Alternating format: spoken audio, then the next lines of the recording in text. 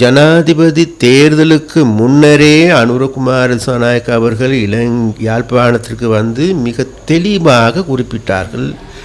நான் இங்கு வருவது உங்களுக்கு 13 தருவதற்கோ, பெடரல் தருவதற்கோ, சமஷ்டி தருவதற்கோ, ஈழத்தை தருவதற்கோ அல்ல. நாங்கள் மிக தெளிவாக இங்கு இருக்கின்ற மக்களோடு பெரிய கொடுக்கல் வாங்கல் ஒன்று எங்களுக்கு இருக்கின்றது. இங்குள்ள மக்கள் பல்வேறு பிரச்சனைகளால் பிழியப்பட்டிருக்கின்றார்கள், ஒடுக்கப்பட்டிருக்கின்ற அந்த பிரச்சனைகளை அந்த மக்களோடு உரையாடல் மூலமாக நாங்கள் இவைகளை தீர்ப்பதற்கு ஏதுவான நடவடிக்கைகளை எடுப்போம். அதே போன்று தேசிய பிரச்சனையை தீர்ப்பதற்கும் நாங்கள் 4 விதமான அணுகுமுறைகளை கையாண்டு, இதற்கு முன்பும் கூட நாங்கள் பல தடவைகள் சொல்லியிருக்கின்றோம்.